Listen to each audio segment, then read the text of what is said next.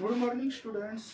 आज आपके सामने जो है class 10th subject SS economics के अंदर जो है चैप्टर 2 इसके कुछ प्रश्न जो मैं पहले समझा चुका हूं, बाकी के प्रश्न जो है ध्यानपूर्वक सुनिए। क्वेश्चन नंबर 6, भारतीय अर्थव्यवस्था के विकास में तृतीय क्षेत्र कोई महत्वपूर्ण भूमिका नहीं निभा रहा, क्या आप इससे सहमत हैं? अपने उत्तर के समर्थन में कारण दीजिए। तो यहाँ पर यह कहा जा रहा है कि जो तृतीय क्रियाकलाप है, तृतीय क्षेत्र है, भारत की अर्थव्यवस्था के अंदर कोई भी महत्वपूर्ण भूमिका नहीं निभा रहा है। क्या सही है? नहीं, हम इस कथन से बिल्कुल भी सहमत नहीं है कि भारतीय अर्थव्यवस्था के विकास में तृतीय क्षेत्र कोई महत्वपूर्ण भूमिका नहीं निभा रहा। तो हम इस बात से बिल्कुल भी सहमत नहीं है कि जो तृतीय क्रियाकलाप है, तृतीय क्षेत्र है, वो भारतीय अर्थव्यवस्था में कोई महत्वपूर्ण भूमिका नहीं निभाता है। इसके समर्थन में निम्नलिखित तर्क दिए जा रहे हैं। यह महत्वपूर्ण भूमिका निभाता है, ठीक है। इसके समर्थन में जो तर्क दिए गए हैं वे इस प्रकार हैं। रोजगार के क्षेत्र में 1973 के आंकड़ों के अनुसार तृतीय क्षेत्र में केवल 15% लोग कार्यरत थे। तो 1973 तक जो है तृतीय क्रियाकलाप के अंदर जो है भारत के 15% लोग जो है कार्यरत थे, यानी कार्य करते थे, जबकि 2000 में यह संख्या बढ़कर 25% हो गई है, जबकि 2000 तक आते आते यह संख्या जो है 25% इसमें कार्यरत हो गई है। उत्पादन में हिस्सेदारी सन 2003 के आंकड़ों के अनुसार देश के उत्पादन में प्राथमिक क्षेत्र योगदान लगभग 30%, यानी कि 2003 के आंकड़े बताते हैं जो प्राथमिक क्रियाकलाप है इसका जो है योगदान 30% है, द्वितीय क्षेत्र का योगदान 20% और दूसरा जो क्रियाकलाप है उसका योगदान जो है 20% है और तृतीय क्षेत्र का योगदान 50% है और जो तृतीय क्रियाकलाप है उसका योगदान जो 50% है। राष्ट्रीय आय में योगदान सन 2003 के आंकड़ों के अनुसार राष्ट्रीय आय में प्राथमिक क्षेत्र का योगदान 50,000 करोड़ रुपए था। तो जो राष्ट्रीय आय उसके अंदर जो प्राथमिक क्रियाकलाप है इसका योगदान जो 50,000 करोड़ रुपए था, जबकि द्वितीय क्षेत्र का योगदान जो है उसका भी 50,000 करोड़ था। दूसरा जो क्रियाकलाप है द्वितीय क्षेत्र का उसका योगदान जो है 50,000 करोड़ था, जबकि तृतीय क्षेत्र का योगदान 1,10,000 करोड़ रुपए था और जो तृतीय क्रियाकलाप है उसका योगदान जो है 1,10,000 करोड़ रुपए था। तो यहाँ पर साफ जाहिर हो रहा है कि जो तृतीय क्रियाकलाप है, तृतीय क्षेत्र है, वो जो है भारतीय अर्थव्यवस्था के अंदर जो है काफी महत्वपूर्ण भूमिका निभाता है। नेक्स्ट देखिए, भारत में सेवा क्षेत्र 2 विभिन्न प्रकार के लोगों को नियोजित करता है। ये कौन लोग हैं?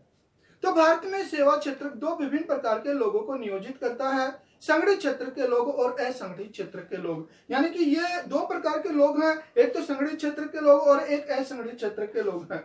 संगठित क्षेत्र में रोजगार की अवधि नियमित होती है। तो संगठित क्षेत्र के अंदर जो रोजगार नियमित होता है, रेगुलरली होता है और काम करने के घंटे तय होते हैं और कितने घंटे काम करने हैं ये निश्चित होता है।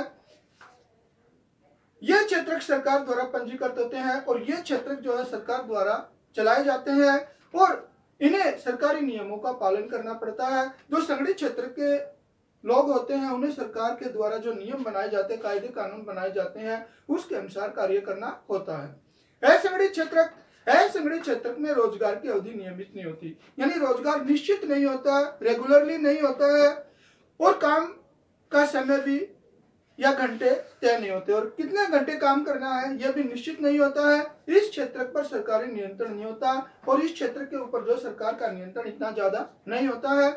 इस क्षेत्र में वेतन, सवेतन छुट्टी, बीमारी के कारण छुट्टी इत्यादि का कोई प्रावधान नहीं है। तो इस क्षेत्र के अंतर्गत जो है सवेतन छुट्टी, यानी कि छुट्टी ले ली है और उसका वेतन भी मिल जाए, इस प्रकार का कोई प्रावधान नहीं है। अगर मान लीजिए कोई व्यक्ति बीमार हो जाता है जिसकी वजह से वो काम पर नहीं जाता है तो उसको जो है सवेतन नहीं दिया जा सकता, यानी वेतन, छुट्टी का वेतन नहीं दिया जाएगा बल्कि छुट्टी का वेतन उसका काट लिया जाता है। अब देखिए नेक्स्ट, असंगठित क्षेत्र में श्रमिकों का शोषण किया जाता है। क्या आप इस विचार से सहमत हैं? अपने उत्तर के समर्थन में कारण दीजिए। यानी कि जो असंगठित क्षेत्र है उसके अंदर जो है मजदूरों का शोषण किया जाता है। क्या आप इस विचार से सहमत हैं? यह बात बिल्कुल सही है कि असंगठित क्षेत्र में श्रमिकों का शोषण किया जाता है। तो इस बात से बिल्कुल नहीं नकारा जा सकता कि असंगठित क्षेत्र के अंदर मजदूर का शोषण नहीं होता है। इसके समर्थन में निम्नलिखित तर्क दिए जाते हैं। उसका शोषण हो रहा, इसके पक्ष में जो तर्क दिए जाते हैं वे इस प्रकार हैं।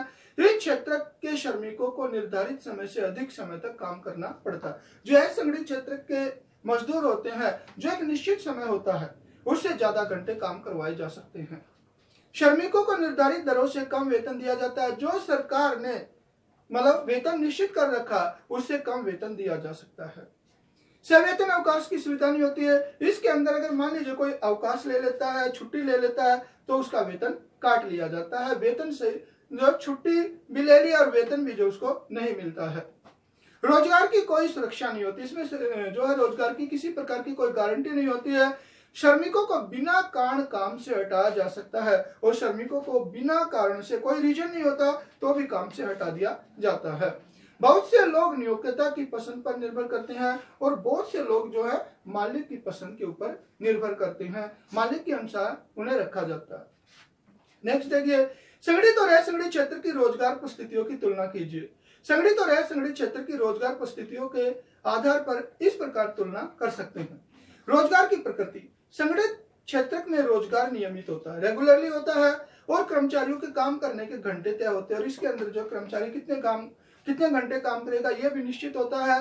निर्धारित अवधि के बाद तक काम करवाने के लिए कर्मचारी को अतिरिक्त भुगतान करना पड़ता है। मान लीजिए कि उसका समय, काम करने का समय कंप्लीट हो गया, उसके बाद अगर उसे काम करवाया जाता है तो उसे अतिरिक्त वेतन दिया जाता है, अलग से भुगतान किया जाता है। असंगठित क्षेत्र में न तो रोजगार नियमित होता है और जो असंगठित क्षेत्र है उसके अंदर किसी प्रकार का जो है रोजगार रेगुलरली नहीं होता है, नियमित नहीं होता है और न ही काम करने के घंटे निश्चित होते हैं और कितने घंटे काम करना है यह भी निश्चित नहीं होता है। अतिरिक्त समय में काम करने के लिए कर्मचारियों को कोई अतिरिक्त भुगतान नहीं किया जाता। मान लीजिए उसका काम करने का जो समय है वो कंप्लीट हो जाता है, उसके बाद भी अगर उसे काम करवाया जाता है तो उसे अतिरिक्त भुगतान बिल्कुल नहीं किया जाता, उसी वेतन के अंदर जो है वो काम करवा लिया जाता है। सेवा शर्तें, संगठित क्षेत्र के कर्मचारियों को नियुक्ति पत्र प्रदान किया जाता है। जो संगठित क्षेत्र के कर्मचारी होते हैं जब वो अपॉइंटमेंट करता है तो उसे जो है सेवा पत्र दिया जाता है जिसमें उसकी सेवा शर्तों और उन्हें मिलने वाले वेतन भत्तों का स्पष्ट वर्णन किया जाता है। तो जब उसको नियुक्ति पत्र दिया जाता है उसके अंदर सारी कंडीशन लिखी होती है, कितना वेतन दिया जाएगा, कितने घंटे काम करवाया जाएगा, ये सारी कंडीशन लिखी होती है। लेकिन असंगठित क्षेत्र के श्रमिकों को ऐसा कोई नियुक्ति पत्र नहीं दिया जाता। लेकिन जो असंगठित क्षेत्र के श्रमिक है उन्हें इस प्रकार का कोई मतलब नियुक्ति पत्र नहीं दिया जाता। अवकाश नियम, संगठित क्षेत्र के कर्मचारियों को सवेतन छुट्टी, अवकाश और बीमारी की छुट्टी प्रदान की जाती है। यानी कि अगर वो छुट्टी ले लेता है तो भी उसका वेतन नहीं काटा जाता, अगर वो बीमार हो जाता है छुट्टी ले लेता है तो उसका वेतन नहीं काटा जाता। लेकिन असंगठित क्षेत्र के कर्मचारियों को इस प्रकार के किसी अवकाश का प्रावधान नहीं है। लेकिन जो असंगठित क्षेत्र के कर्मचारी हैं उसे जो है बीमारी इत्यादि के अंदर जो है जो छुट्टी ली जाती है उसका वेतन काट लिया जाता है। जिस दिन श्रमिक काम पर नहीं आता उस दिन का वेतन काट लिया जाता है। जिस दिन वो छुट्टी लेता है, काम पर नहीं आता, तो उस दिन का वेतन जो उसका काट लिया जाता है। उसे सह वेतन प्लस अवकाश सही जो है वेतन नहीं दिया जाता। राष्ट्रीय ग्रामीण रोजगार गारंटी अधिनियम 2005 के उद्देश्यों की व्याख्या कीजिए। भारत सरकार ने अभी हाल ही में भारत के 200 जिलों में काम का अधिकार लागू करने के लिए कानून बनाया। तो जो राष्ट्रीय ग्रामीण रोजगार गारंटी अधिनियम 2005 है, इसके अनुसार जो है भारत के 200 जिलों में जो है काम का अधिकार लागू करने के लिए कानून बनाया गया है। इसे राष्ट्रीय ग्रामीण रोजगार गारंटी अधिनियम 2005 कहते हैं। तो इसका नाम जो है यह रखा गया है। राष्ट्रीय ग्रामीण रोजगार गारंटी अधिनियम 2005 के तहत उन सभी लोगों को जो काम करने में सक्षम है, यानी कि जो लोग काम करने के योग्य हैं और जिन्हें काम की आवश्यकता और उन्हें काम की जरूरत भी है, को सरकार द्वारा वर्ष में 100 दिन के रोजगार की गारंटी दी जाती है। तो उन्हें जो है सरकार साल के अंदर 365 दिन में 100 दिन के लिए काम पर रखती है। अगर सरकार रोजगार उपलब्ध कराने में असफल रहती है तो वह लोगों को बेरोजगारी भत्ता देती है। अगर मान लीजिए किसी कारणवश से सरकार उनको रोजगार नहीं दे पाती है तो सरकार जो उन्हें बेरोजगारी भत्ता भी देती है। अधिनियम के तहत उस तरह के कामों को वरीयता दी जाएगी। कानून के तहत जो उन कामों को ज्यादा महत्व दिया जाएगा जिससे भविष्य में भूमि से उत्पादन बढ़ाने में सहायता मिलेगी और भविष्य के अंदर जो भूमि से उत्पादन की बढ़ोतरी की जा सके, इस तरह के कामों को ज्यादा महत्व दिया जाता है। नेक्स्ट देखिए, सार्वजनिक क्षेत्र की गतिविधियों के कुछ उदाहरण दीजिए और व्याख्या कीजिए कि सरकार द्वारा इन गतिविधियों का कार्यान्वयन क्यों किया जाता है। सार्वजनिक क्षेत्र की गतिविधियां, रेलवे, डाकघर, सार्वजनिक बैंक, रक्षा उत्पादन करने वाले उद्योग, पुलिस, न्यायपालिका और भारतीय खाद्य निगम इत्यादि। ये जो है सार्वजनिक क्षेत्र की गतिविधियों के क्षेत्र हैं। सरकार द्वारा संचालन के कारण इनको सरकार के द्वारा संचालन क्यों किया जाता है। सार्वजनिक क्षेत्र की गतिविधियों का मुख्य उद्देश्य सामाजिक हित का ध्यान रखना, यानी समाज के हित का ध्यान रखना है। इन सेवाओं का संचालन समाज के अधिकतर लोगों को लाभ पहुंचाने के लिए किया जाता है और इनका मुख्य उद्देश्य जो है समाज के ज्यादा से ज्यादा लोगों को लाभ पहुंच के इसके लिए किया जाता है। इन क्षेत्रों में सरकार उत्पादन लागत का अधिकतर भाग स्वयं वहन करती है। इसके अंदर जो भी खर्चा लगता है उस खर्चे को जो है सरकार खुद उठाती है, उसका मतलब उस खर्चे को जो है सरकार स्वयं उठाती है।